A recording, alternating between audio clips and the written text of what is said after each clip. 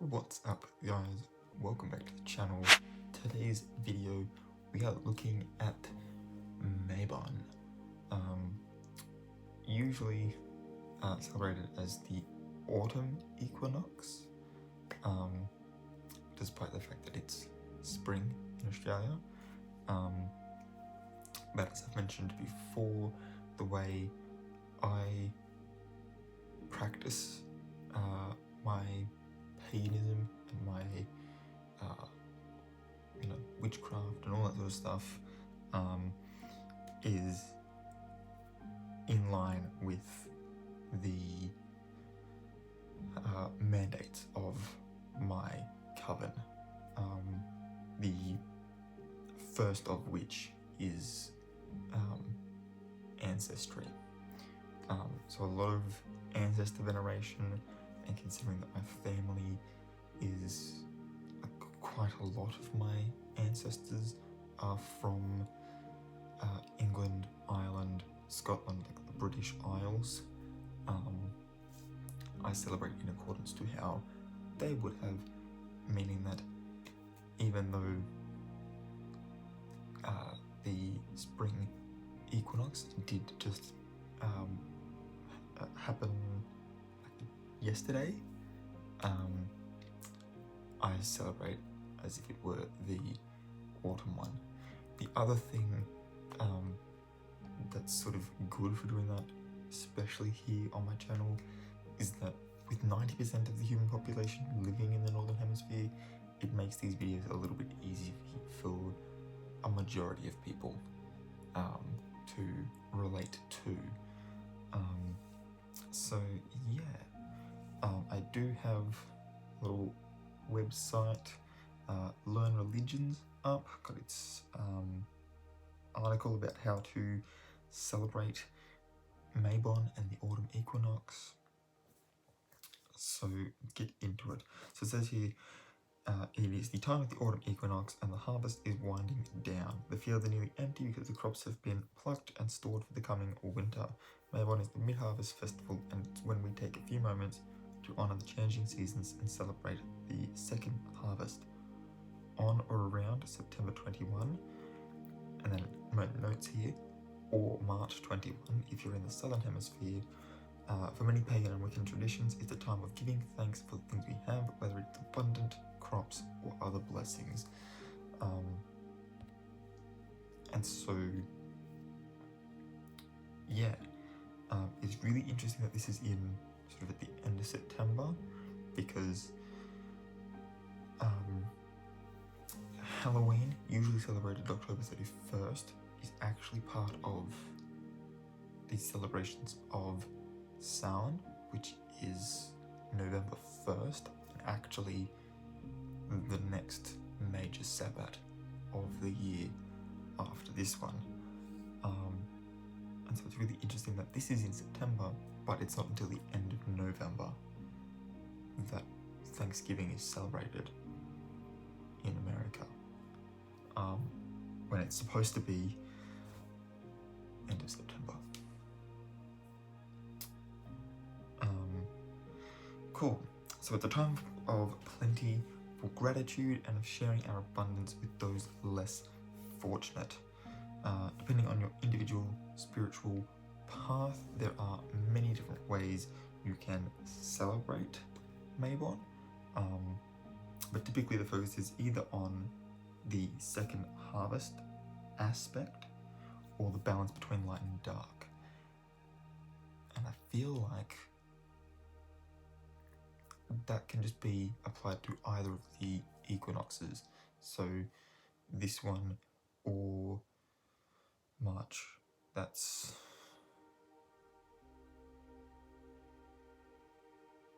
it's not Beltane, is it? I feel like it could be Beltane, but at the same time I don't think it's Beltane. It's definitely not Ostara. Or is it? I don't know. It's either Beltane or Ostara, I'm pretty sure. I don't know. I can see the circle but then I'm thinking like Beltane's here, but then I might like know that it's like here, or like whatever it ends up being. Not the point.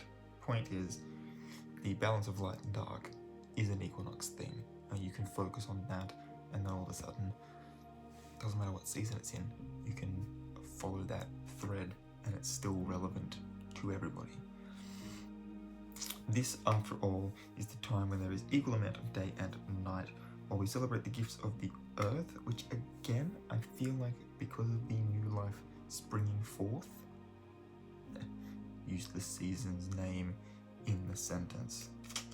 I feel like you can still honor the gifts of the earth with like fresh growth coming out of sort of the death of winter. So you can still sort of celebrate that aspect. You can celebrate the evenness of light and dark. Like, there are things you can bring across. You're just not celebrating the harvest specifically. So yeah, while we celebrate the gifts of the earth, we also accept soil is dying, is the part that we can't relate to here.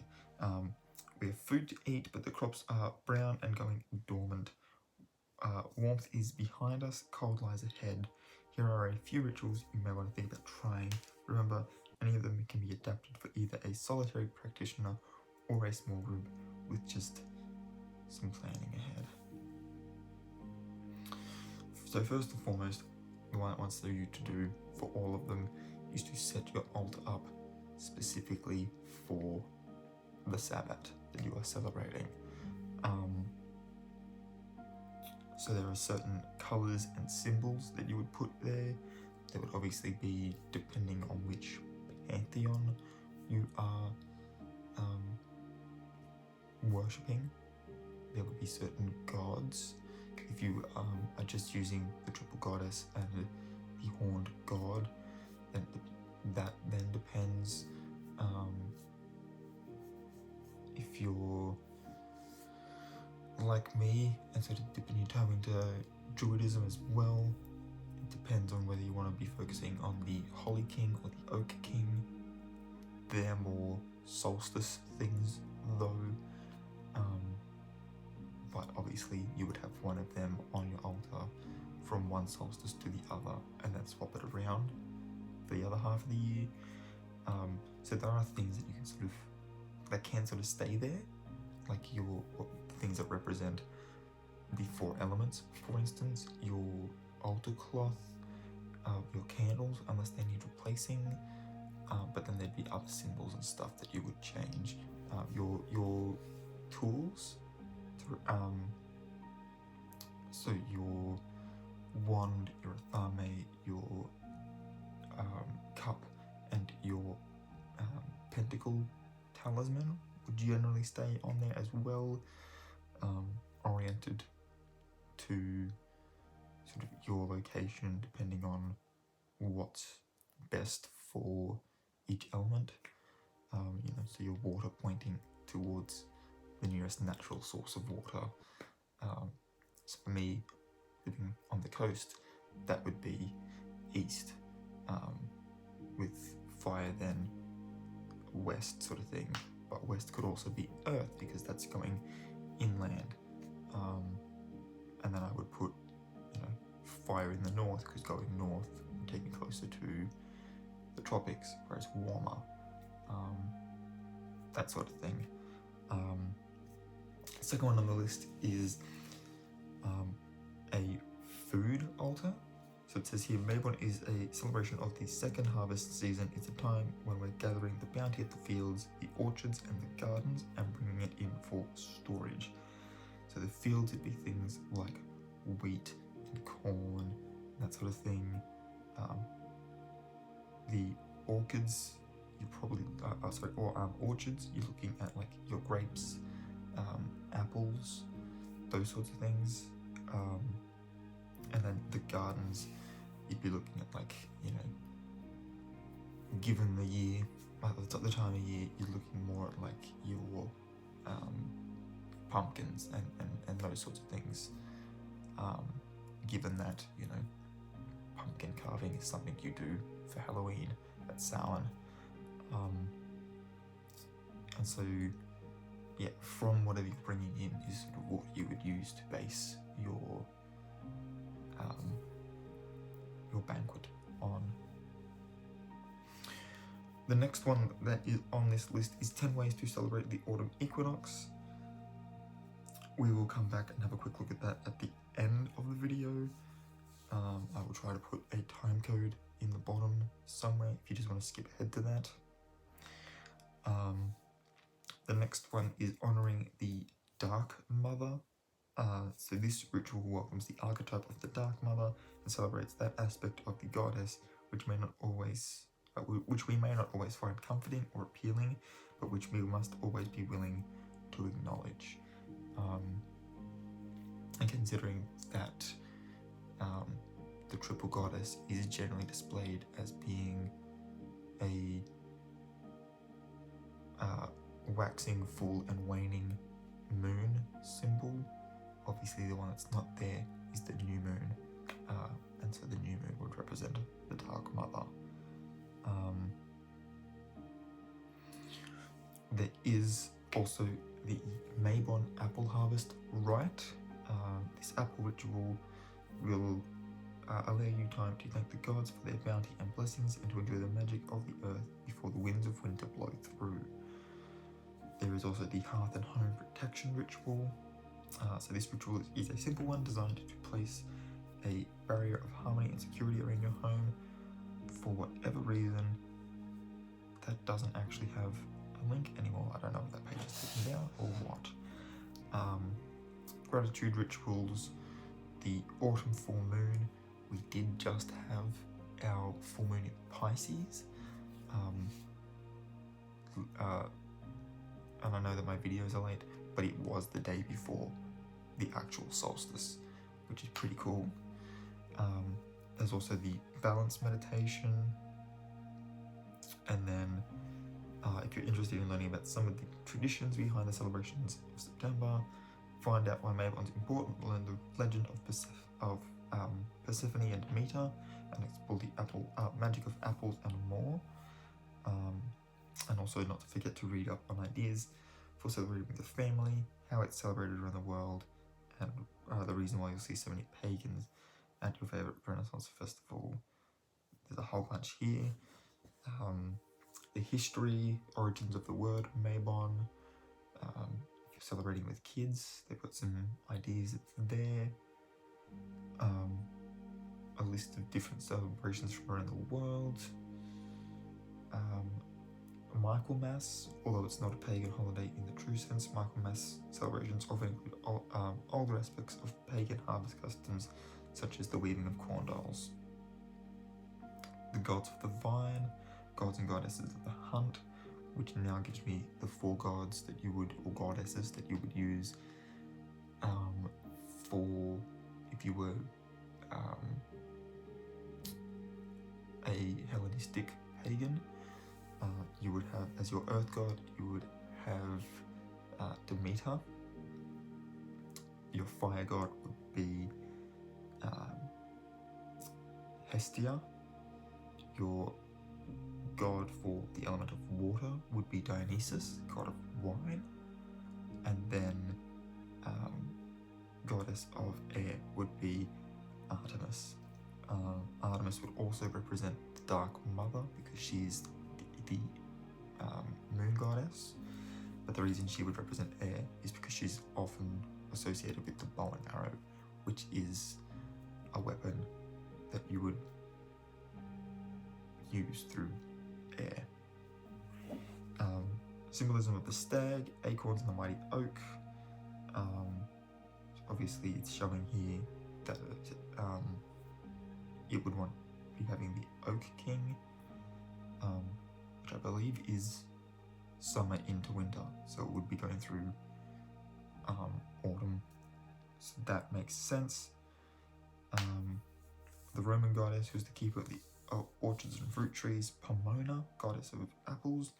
There's a whole thing here on scarecrows, bunch of Mabon prayers, apple magic, magic of a kitchen witch, how to make a drum circle for your Mabon celebration, whole list of crafts, whole list of foods, a whole bunch of stuff. But we're going to quickly, like I said, have a look at the 10 ways that you can celebrate. Number 1 is finding some balance. It says here that as Mabon is a time of balance, when there are equal hours of darkness and light, it can affect people in different ways. For some, it's a season to honor the dark aspects of the goddess, calling upon that which is devoid of light. For others, it's a time of thankfulness or gratitude of the abundance we have at the season of harvest. Because of this, for many people, a time of high energy, there's sometimes a feeling of restlessness in the air, a sense that something is a bit off.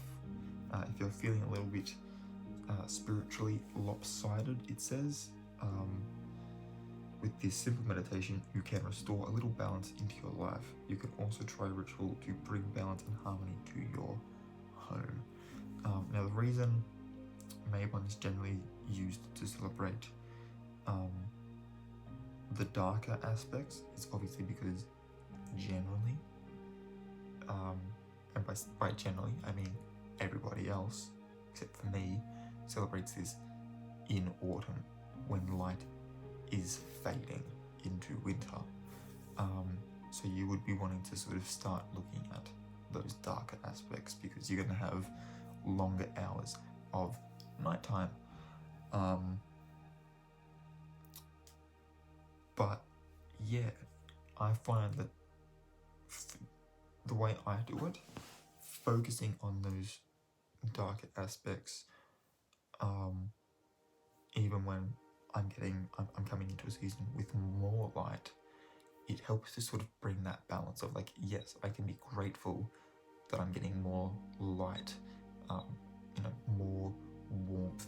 I live in Australia, it's heat, but warmth. So I can be grateful for that and use the gratitude part of this for that, and then focus on these dark aspects and be grateful for the coolness of night that it brings, for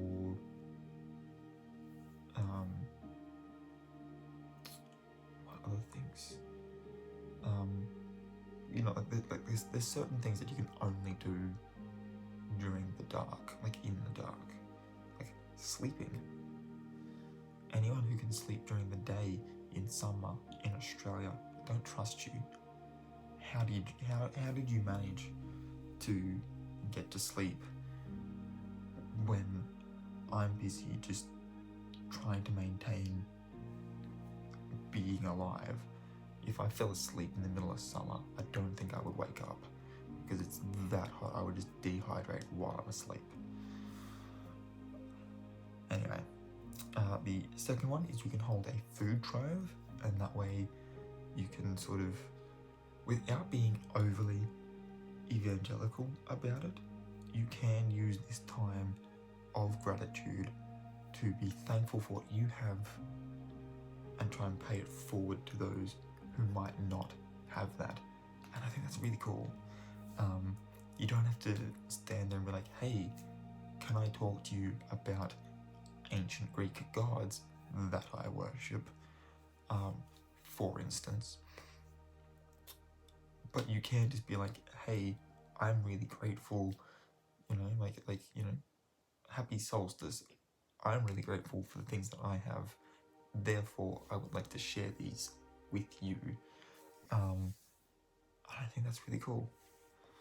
I think it's really cool. The third thing is you can pick some apples. Gotta love you some apples this time of year. Obviously, I'm coming into summer, so summer fruits are going to be all the rage here. Your more tropical fruits like watermelons, pineapples, mangoes. I'm really keen to start seeing them more often in the supermarkets, must admit. But you know what they say, an apple a day is just me on my phone. No, keeps the doctor away. So gratitude again for good health. Number 4 is you can count your blessings. Again, a whole thing about gratitude. So it says here, April's a time of giving thanks, but sometimes we take our fortune for granted. Sit down and make a gratitude list. Write down things that you're thankful for. An attitude of gratefulness helps bring more abundance our way. What are things you're glad you have in your life? Maybe it's the small things like, I'm happy I have my cat, or I'm glad my car is running. Maybe it's something bigger like, I'm thankful I have a warm home and food to eat, or thankful people love me even when I'm cranky. Keep your list someplace you can see it and add to it whenever the mood strikes you, particularly during Mabon season, which I'm not sure if that's sort of halfway either side, or if it's like from now until Samhain. I have no clue. I would assume from now until Samhain, but again, I don't know. Number 5 is you can honor the darkness. So it says here, without darkness there is no light, without night there can be no day. Despite a basic human need to overlook the dark, there are many positive aspects to embracing it, even if just for a short time. After all, it was Demeter's love for her daughter Persephone that led her to wander the world, mourning for 6 months at a time, bringing us the death of the soil each fall. In some paths, Mabon is the time of the year that celebrates the crone aspect of a triune goddess. That crone obviously being representative of Demeter and sort of the approaching death of the seasons. So celebrate a ritual that honours that aspect of the goddess, which we may not always find comforting or appealing, but must always be willing to acknowledge. Call upon the gods or goddesses of the dark night and ask for their blessings this time of year. And again, that also leads back to not only, leads back to Artemis being a goddess of the moon and therefore representative of night. I think the other interesting part too is that of the gods I mentioned earlier, 3 of them are female, with only Dionysus being male. So it's definitely sort of a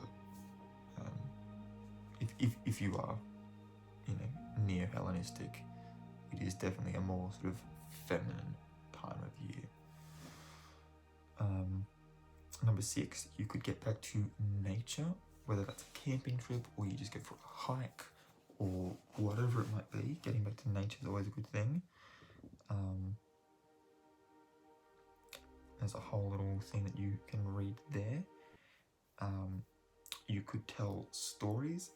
So if you wanted to sort of combine this one with the last one, you could go on a camping trip, and you could set yourself up a little space to have a fire, assuming you've got permits to do so, and yeah, you could tell stories around a campfire while you're having your little camping trip, getting back to nature. Yeah, really cool. Number 8, raise some energy. It says here, it's not uncommon for pagans and Wiccans to make remarks regarding the energy of an experience or event. If you're having friends or family over to celebrate Mabon with you, you can raise group energy by working together. A great way to do this is with a drum or music circle. That's one way. So invite everyone to bring drums, rattles, bells, or other instruments. Those who don't have an instrument can clap their hands. Begin in a slow, regular rhythm, gradually increasing the tempo until it reaches a rapid pace. End the drumming at a pre-arranged signal and you'll be able to feel that energy wash over the group in waves. Another way of raising group energy is chanting or with dance. With enough people, you can hold a spiral dance. Number 9 is you can celebrate Hearth and home, whether this is just enjoying time at home with your family, or whether you do something more intense, like for instance, it says here, it just caught my eye, but it says for Mabon being a fall festival, it says take time to do an autumn version of spring cleaning.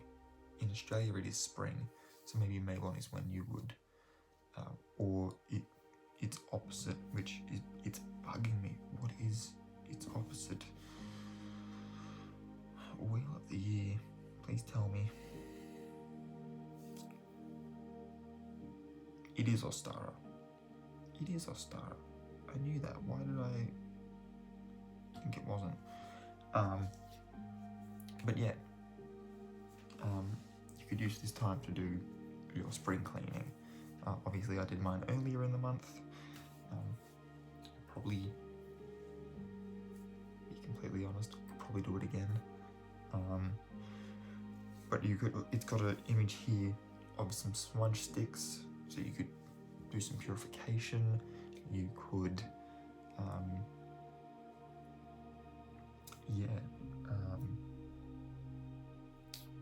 it might be time to sort of, you know, maybe change your wardrobe from being the summer to the winter, or the winter to the summer, depending on your hemisphere and what season you're heading into. Yeah, could be that the point of transition, essentially, from one season of, you know, warmth and light to another of more darkness and cooler temperatures. And then the last one is welcome the gods of the vine. So the green man is sort of the archetype here.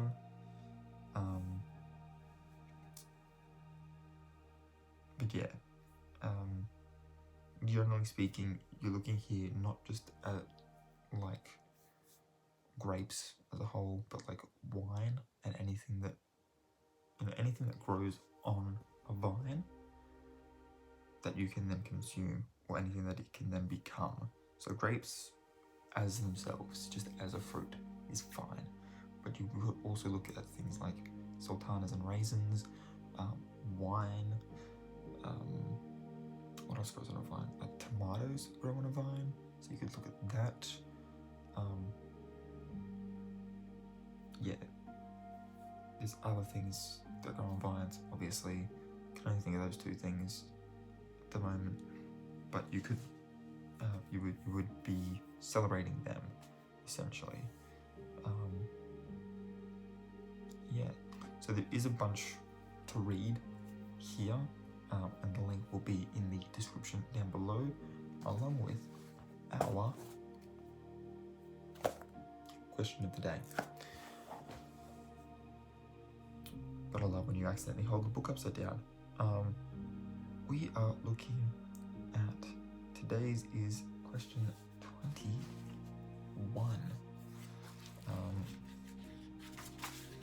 which is this page. Are my actions or my life guided by passion or fear? Are they driven from excitement or by security? What are examples of this, and is this currently working for me? Now, the shorthand version that will be in the comments is actually which emotion, and then lists them, whether passion, fear, excitement, or security guides my life, and how is it working for me? Is my shorthand that will actually be written below. So I'm going to try and answer to that version so that our answers can be somewhat comparable. And I would like to think that passion drives it. I try not to let fear make my decisions for me too much. Obviously, I understand that fear has its place. It is one of the core emotions, and it can sort of pretty essential as far as self-preservation is concerned. You know, like fear of jumping across a gap because you're not certain if you're going to make it or not, and the drop could be potentially fatal. That's a good time to be a little bit apprehensive, a little bit fearful of what could happen. But when it's just something like, you know, I fear being judged for doing something that genuinely makes me happy, fuck that. Get out of my way. If it's other things like I fear, you know, spiders, because I know that that's a common fear. If it's something like that, we simply have to look at one of the opening images, like one of the opening little sort of 10-second bites, beginning of one of my videos I did recently. Can't remember for the life of me which one. And I saw a cute little jumping spider when I was out just sort of enjoying the sunset one afternoon. I'm actually really proud of the cinematography that went into that particular clip, not gonna lie. But yeah, he was just sort of scurrying around, doing his thing. And you know, like I used to be petrified of spiders, but I'm not anymore. I used to be petrified of heights. I'm not anymore. We're still working on the combination of confined spaces and darkness, but separately, they don't bother me. You know, like I'm a night owl now. I love the dark. And the idea that there could be something lurking beyond it is a really fascinating concept that has just persisted throughout all of human history. I love that. And as far as confined spaces is concerned, I have literally lay in a like circular storm drain, only as wide as my shoulders sort of thing, slightly wider, in order to get a really cool framing for a short film that I worked on, which I have a copy of it to show you because it really was just beautiful framing. The actor did such a wonderful job of selling that particular shot, and like it also showed like a level of dedication to my craft. But yeah, no, I don't care. I don't care. I refuse to let them hold me back from doing things that I genuinely want to do and that genuinely bring me happiness. So I try not to let fear guide it. Excitement, I feel like you can get overexcited.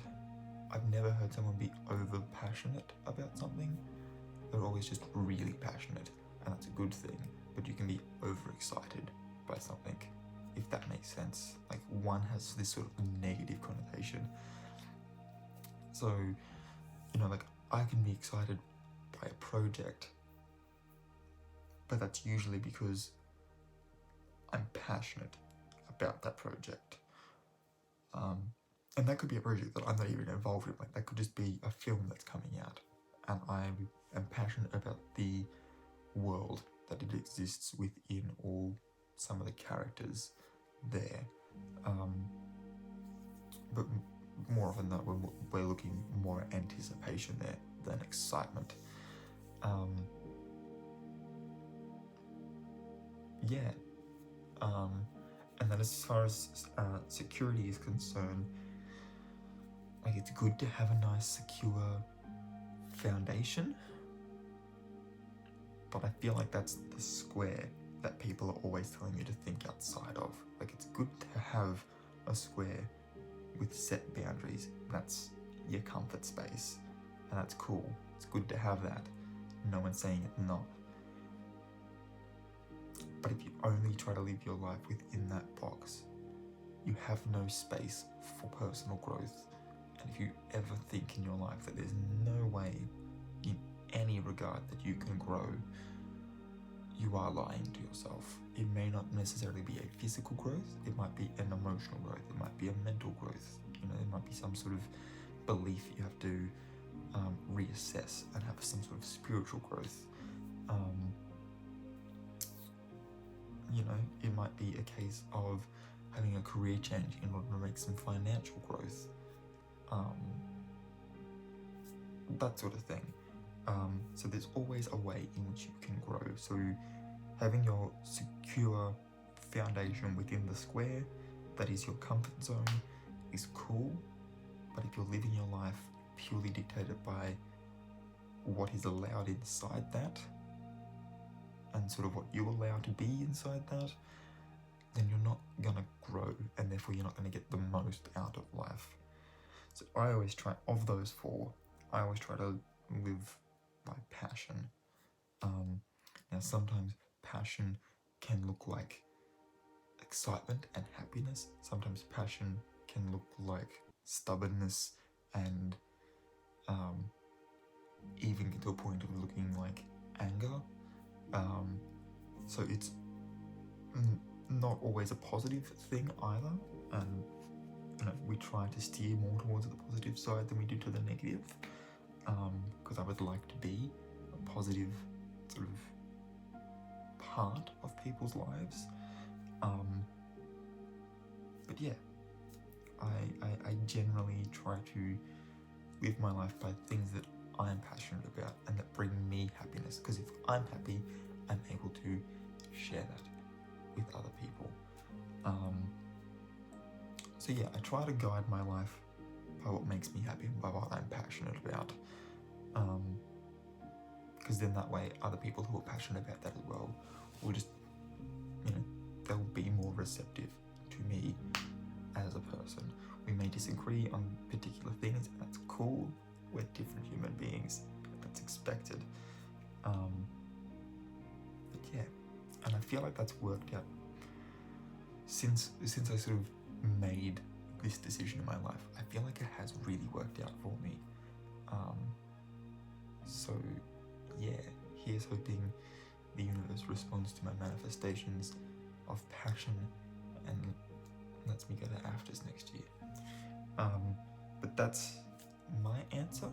I would love to read yours in the comments down below. If you are new here, please hit the subscribe button. Don't forget to hit the notification bell as well if you want to be notified when I upload new videos.